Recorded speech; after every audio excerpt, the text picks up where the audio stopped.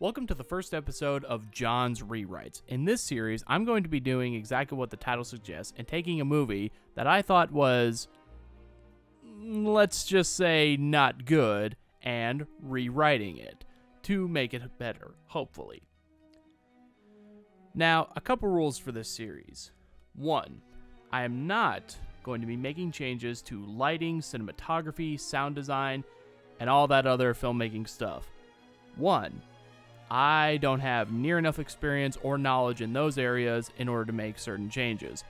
2, this is John rewrites a movie, not remakes a movie. So we're not touching that. Aside from maybe an occasional mention, throwaway thing, hey, shoot this better, kind of thing. Number 2, I am not going to be changing actors unless I think it is really super duper necessary if someone's doing a particularly bad performance. Number 3, I am not going to be making specific dialogue changes unless I have something pretty darn good in mind. These are more just general ideas to the dialogue. Going into that would probably make these like 5-hour-long videos, and I'm not into that. Oh, and disclaimer. I am not going to pretend I am a professional screenwriter. Now, while I have been to film school and I've taken a few screenwriting classes, I'm not, insert your Oscar award-winning guy here. I'm just a guy with a microphone with an opinion.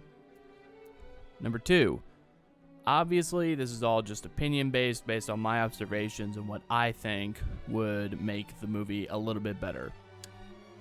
And number 3, if you're going to come at me and say that, oh, hey, you misinterpreted something and, this thing actually was pretty good and blah, blah, blah, blah, blah. Maybe I did miss something. Maybe I did misinterpret something.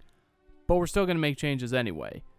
Because if you have to come and explain to someone why a script was really good, the script you're talking about probably wasn't that good in the first place. So we're going to start this off with a banger of Creed 3, aka the second worst Rocky movie, sandwiched right between Rocky 5 and the director's cut of Rocky 4. Now before all of you think I've completely lost my mind, let me just say that Creed 3, it's not the worst movie I've ever seen, but it is a very frustrating movie to watch because it doesn't hold a candle to any of the other Rocky movies. And the reason it doesn't hold a candle, yep, you guessed it, is due to the writing. Not to mention that this was probably the absolute worst theater experience I have ever had. For context, I saw this movie at a midnight showing, and there wasn't that many people in the audience, but the people that were there were obscenely obnoxious. There was a couple sitting next to me who had decided to bring their kid to the movie. First of all, why would you bring your 5, 8-year-old little child to a midnight PG-13 movie? To all you parents out there, does this sound logical? Does this sound like something you do? Because I wouldn't do this. And the reason I wouldn't do this is because kids in movie theaters are a recipe for disaster. Before the movie started, I could already tell this couple was going to be trouble. I could tell these people were going to piss me off. The little girl was running up and down the aisle, making a big whatever. I forgot what she was doing, talking about something. So the mom says to the little girl, hey, sit down or I'm going to beat Lovely. And then what happens during this was during the pre-show little commercials, fucking the trailers show buy another ticket to our movie, and these people are talking the entire fucking time. They are chugging beer and just blah blah blah. They keep talking, F-bomb this, whatever, racial slur that, I don't know. I forgot exactly what they were saying, but they were really pissing me off. Then the movie starts, and for probably the whole entire first half, they are just talking like, oh man, that guy is so fucking dumb, look at that guy. Dropping F-bombs and whatever, racial slurs, and they just would not shut the fuck up. And there was another group of assholes who were talking behind me. A couple of young, like, frat college guys, I don't know, whatever age they were, just talking, look at that thing that happened in the movie. It was so funny. And I swear to God, I wanted to strangle these motherfuckers. And I'm pretty sure one of them was using their fucking phone. Lovely. So the people next to me and the people behind me kept going on. We're so funny. Talking during the movie. It's so funny. Look at that.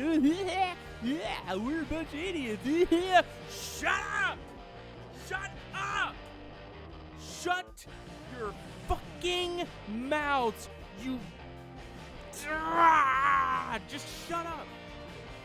I pay money to see a movie in a theater because I didn't see it for like 2 years during the frickin' pandemic. I didn't come to the movie to hear you idiots fucking talk. You are not funny. You are not interesting. I don't want to hear you.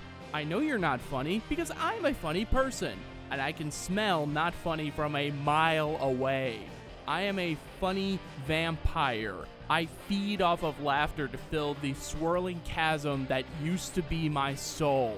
So I know what funny smells like.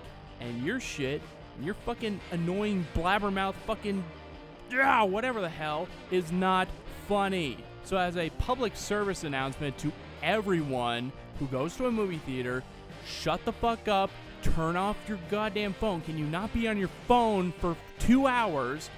Or just don't go to the movie theater. Don't go.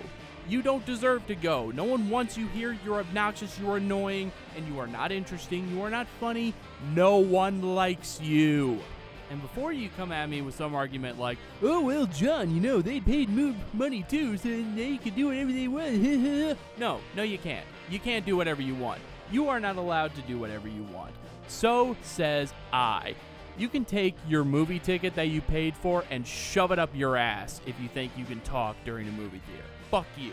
So shut up during the goddamn movie, or I'm going to take the seat that you paid for and I'm going to shove it right down your throat. Fuck! Okay. Now that I've had a chance to calm down a little bit, I've had a cookie, I got a little drink of water, I am good to go. I'm calm now. I'm happy. Now, besides the experience in the theater, which I'm not going to talk about again, the movie just frustrated me while watching it. One, the chain of events just seemed to, I don't know, it wasn't bad. It just didn't flow well with me. And I'll get into that when we get into the rewrite section. And the dialogue in particular was, it was just obnoxious. And the reason it was obnoxious was because the characters were saying things that were like the most obvious way to get what they were trying to say across. You know what I mean? Like, take the scene where the daughter was at the school and she punched a little girl for ripping up her painting. First of all, that's just a really weird way to kind of get the bully to rip up the girl, and then the Adonis's daughter, to punch the bully. And then Bianca goes, oh, well, I want our daughter to think with her emotions rather than, with her fist and fighting, because that's very bad. I listened to that and I'm like, are you from one of those, fake little anti-drug PSAs they'd play for you in middle school? You know the ones I'm talking about, where they'd be like, oh, hey, Jimmy Bob, I really don't like it when you use drugs. Please stop using drugs. It hurts my feelings. Why don't you talk about your problems? It's just like, no one talks like that. Why are you talking like that? You're movie characters. You're supposed to talk like movie characters, But I digress. I'll explain that a little bit more when we get to the dialogue changes. And another thing about the sequence of events that kind of changes, the letters subplot in this movie, I think I get it. And upon getting it, I think it's really stupid. So basically it goes, Damien comes back and he's like, oh, hey, bro, I wrote you some letters while I was in the can. You didn't read them? And Donnie's like, I never got any letters. Okay, So it's meant to be this catalyst for why Damien is so pissed at Donnie. Like, man, I wrote you some letters and you never wrote back? Wow, you're a shitty friend. You totally abandoned me. I'm watching that and I'm thinking, that is the dumbest goddamn thing I've ever heard. Because, look, this is coming from someone who spends all day in his room and has never had a girlfriend in his life. But that's not how people work. Look, I didn't have a lot of friends, but I had a few friends. And you know what? After high school, we just kind of stopped talking. It wasn't out of any sort of malice. I didn't say anything. They didn't say anything to me. They weren't harboring any, hatred as far as I could tell. That we just stopped talking. They moved on to different things. I stayed here in Austin, and I did other things and they did other things. That's fine. And I didn't get their Facebook or Instagram or, their phone numbers or whatever. It's like, well, that's fine, that's fine. Friends drift apart after a certain amount of time, especially friends you have when you're young. That doesn't mean they hate each other or whatever. I'm looking at this letters thing and I'm like, and Damien's like, oh, bro, you totally abandoned me. It's like, no, dude. Logically, he just moved on from you. I know in the story, it's like, oh, well, it's implying that, Donnie abandoned Damien and he shouldn't have done that. It's like, Damien was clearly a bad influence on him, and yeah, he stopped talking to him after he went to jail. What do you expect? Move on, my dude. Get a little maturity, But I digress. Also, I find it a little weird that Damien mentions in the diner scene that, he's not looking for a handout, but he's asking Donnie to set him up as a contender for the championship belt. And I'm like, how is that not a handout? You're asking through nepotism, hey, dickhead, give me an opportunity to fight because fuck you, I guess. I don't know. I mean, maybe there's something I'm missing, but that sure shit sounds like a handout to me. Also, the conflict between Donnie and Bianca is kind of funny when you think about it. She's all about, you need to express your emotions in a natural and healthy way and talking and blah, blah, blah, whatever. But then there's a scene, after the fight between Damien and Felix where she's like, you need to talk about your feelings and explain your childhood trauma. And Donnie says, I don't want to talk about it. I do not want to talk about it. I'm trying to forget all about that. And then she's like, you need to figure out your shit for our daughter. It's like, he just opened up to you and you're rejecting him for that because it's not exactly what you wanted to hear. It just doesn't sound natural. It just sounds weird, like out of a freaking therapist notebook or something, therapist training manual or something. And also, in the second movie, it is well established that Donnie works through his problems in a very specific way. If you want him to open up and communicate, then you need to meet him on his level a little bit, and you need to, I don't know, again, I'm not a relationship therapist, and that's not what this is about. The whole conflict between these two is centered around Donnie not opening up, and Bianca's like, no, I demand you open up and tell me about your childhood traumas. I don't know. I mean, I'm not married. Anyone who's married out there, is this how you normally talk to your partner? Just like if they're not telling you something about their traumatic childhood past, you usually be like, bang down the door, like, you will tell me right now or else. It's just weird. There are also some minor plot points that create a little logical holes within the movie. Also, the letters that Dame sent Donnie, the picture of him with the guy who beat up Drago is in those letters, and that's when Donnie goes to Damien on the beach and he's like, you've been lying to me. Why does he not go to the police with that information, saying, hey, these two know each other from prison? It's not the most credible piece of evidence, but maybe he could have gotten Damien locked up if he's so concerned about him, I just find that a little weird. And the ending talk between Donnie and Damien is just really hollow. They say very generic lines like, it was bad to get beat up in the group home and, blah, blah, blah, and all this.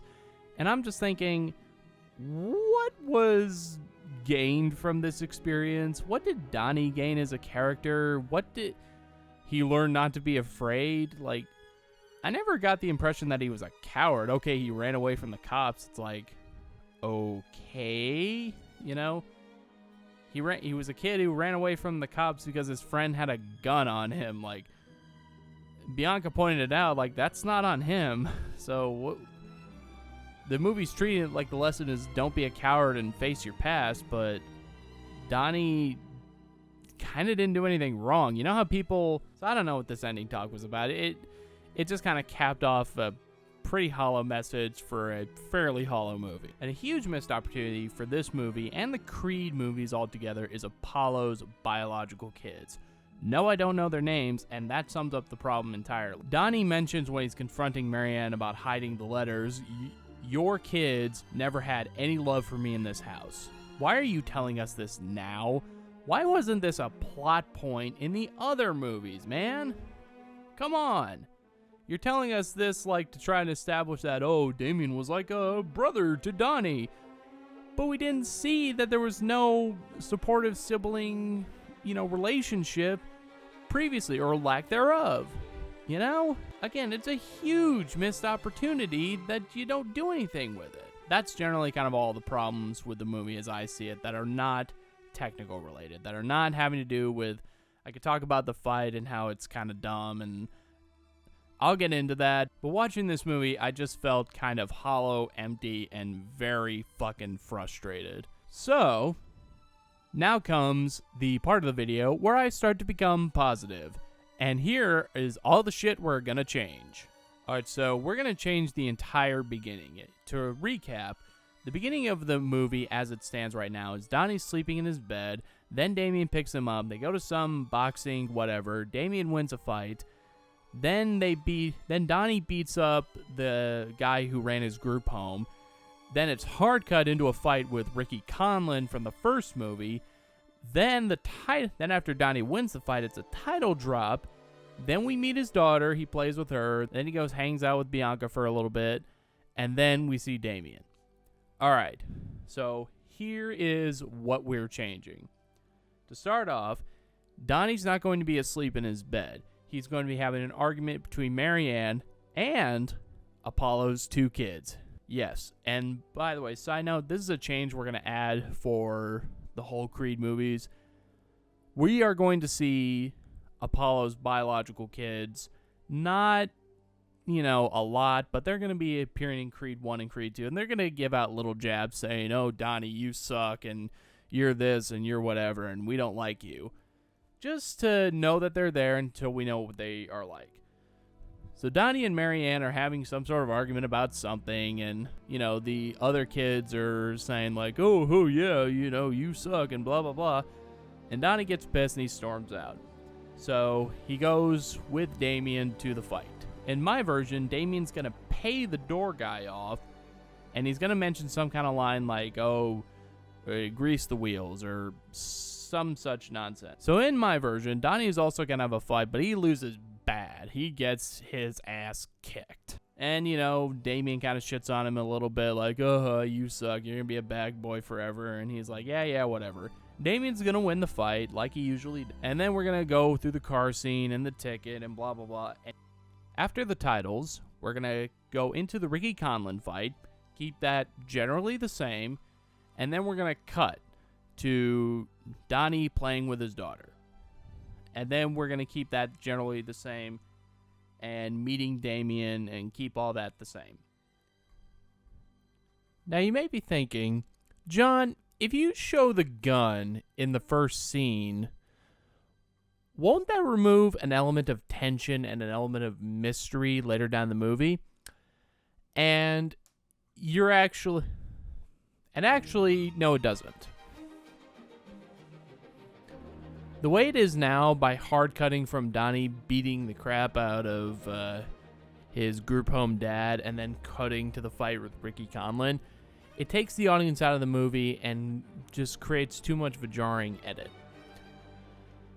Now, we actually see what happens at the end of the scene. We actually see a little bit of what happens at the end of the scene, and we're hooked. We want to know, oh my God, how did this turn out? What happened, Wow, that was a really good opening and all that kind of stuff. And there is still an element of mystery to be learned. We don't exactly know what happened at the end of that confrontation. We don't know that the cops showed up and hauled Damien away. We don't know that Donnie ran away. So there is still something to be learned. So it's not without mystery, but it keeps up the tension and the pace, and it paces the scene. It keeps up the tension and it paces the scene a little bit better. Moving forward a little bit, we're going to go to the diner scene when Damien asks Donnie if he can start fighting again, if he can come to his gym, all that. We're going to have a little bit of change that Damien has been fighting in a prison boxing league. The way it is now, it does seem a little weird that Damien's just like, oh, hey, let me fight professionally. The way it is now, it's a little weird that Damien comes up to Donnie after all these years and is like, oh, hey, I'm fit and I have sexy man abs. Let me fight in a professional boxing match. And let me get a title shot. But Damien leading in that he's been fighting all this time and not been sitting on his ass, it makes it a little bit more believable that he'd be like, I want my title shot. It actually gives a little bit of weight to what Damien is saying in that he's not looking for a handout from Donnie, but he just wants his shot. So moving on,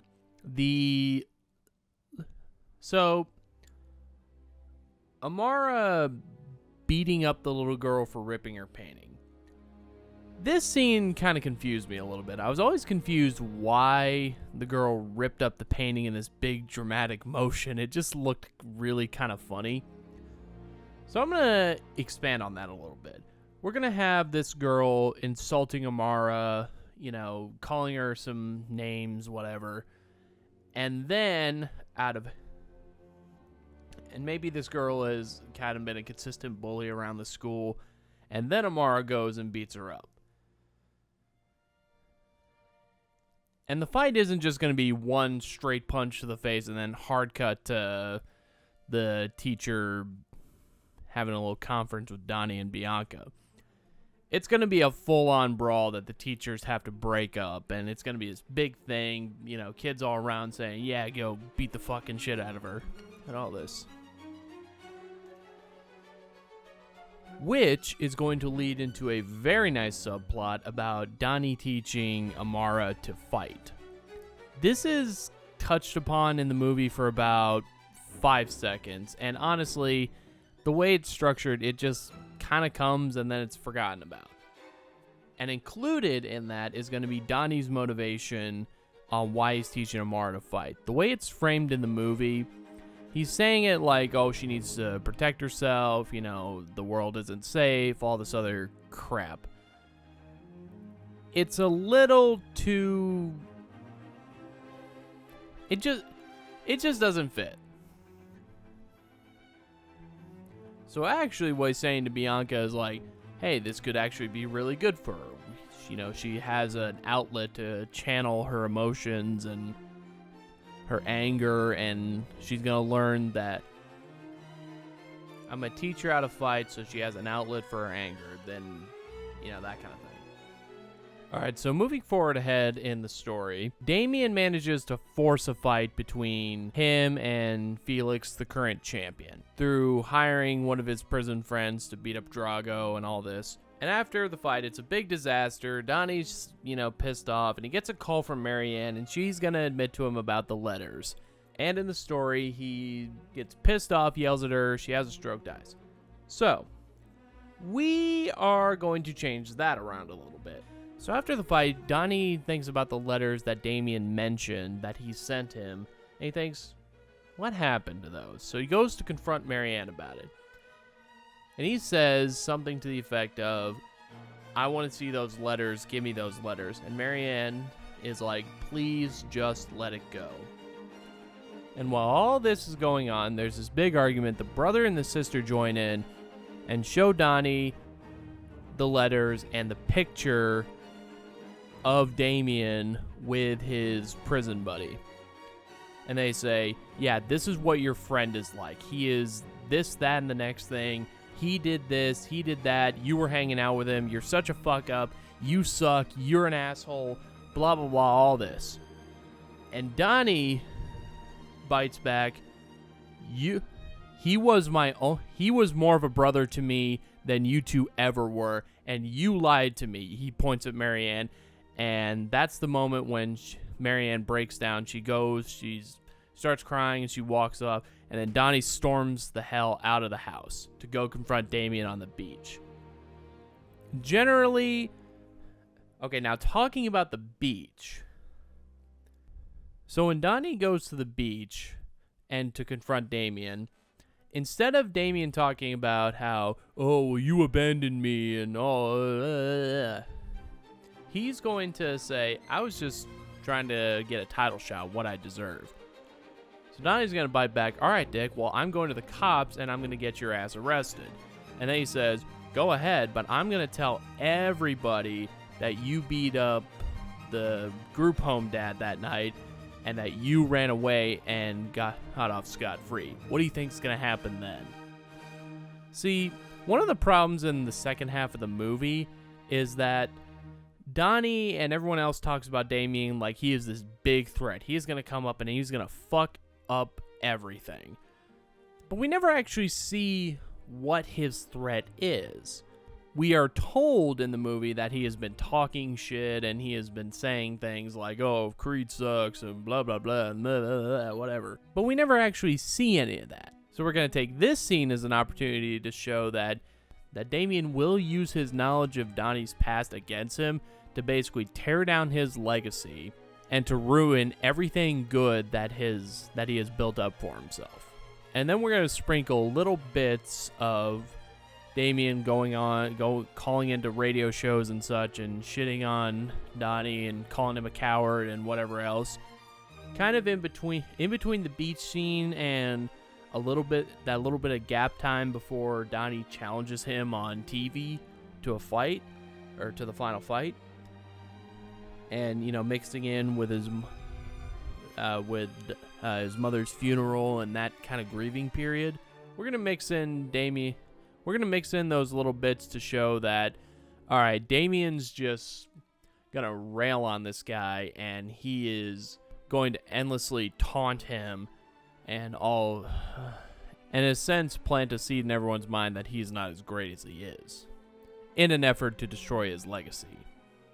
Now, Marianne having her stroke and dying after Donnie yelled at her, I kind of like that, the scene the way it is. So we're going to keep that the same, and the funeral is going to be the same, except with the brother and sister obviously being there. And after the funeral, Donnie talking to Bianca, that scene is going to be replaced with a heart-to-heart between Donnie and the two siblings.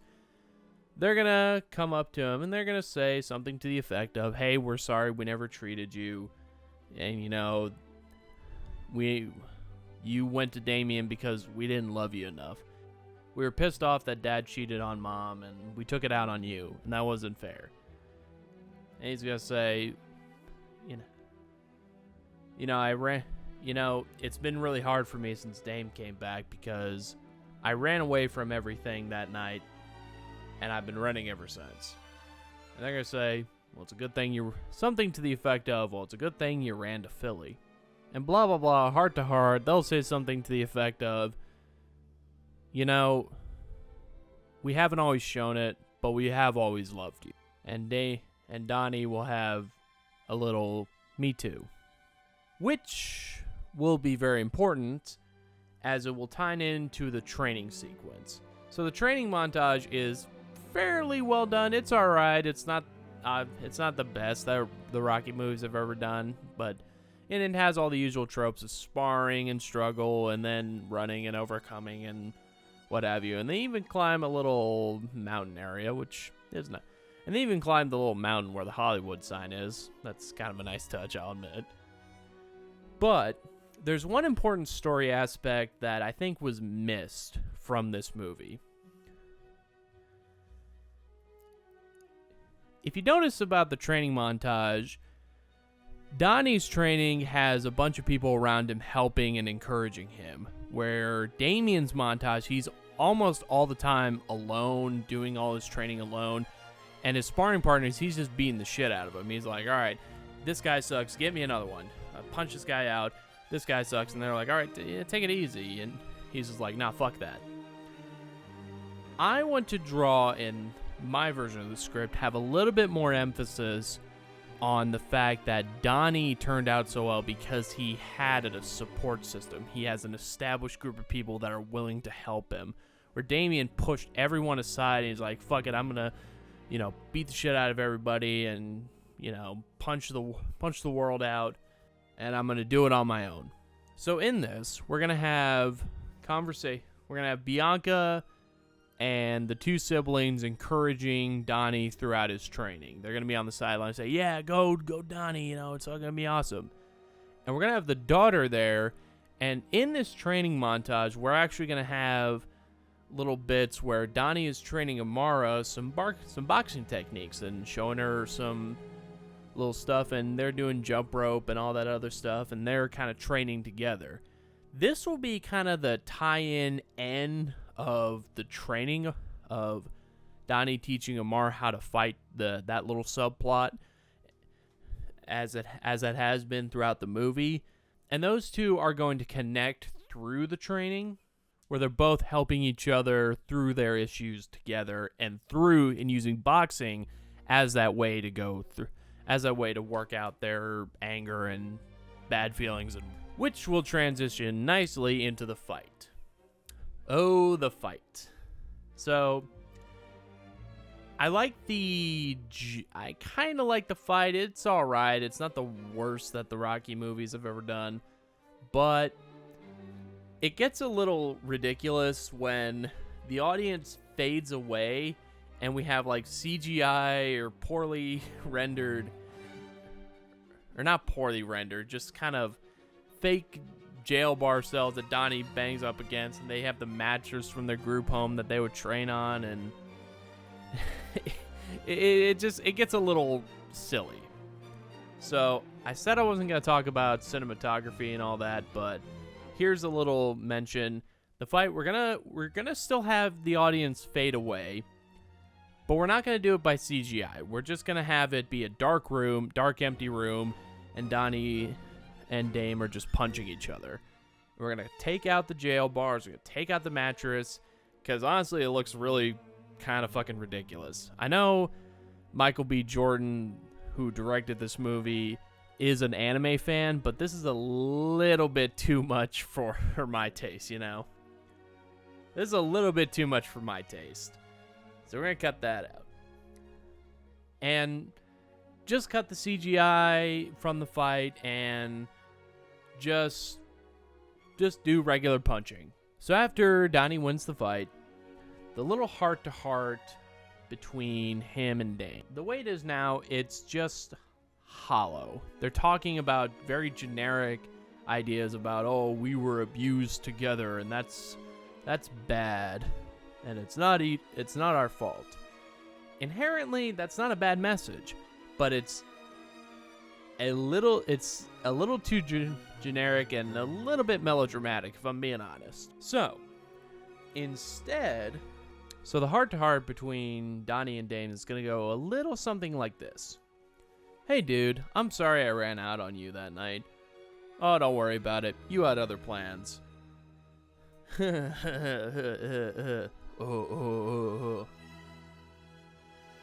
all my life, I tried to fight the entire world.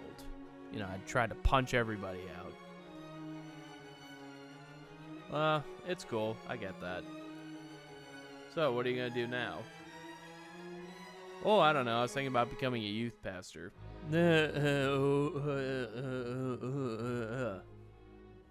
It took me this long to realize that we still got each other's back. And then Dame's gonna try to return the ticket from the Rumble. He's gonna try to return the Rumble in the Jungle ticket. No.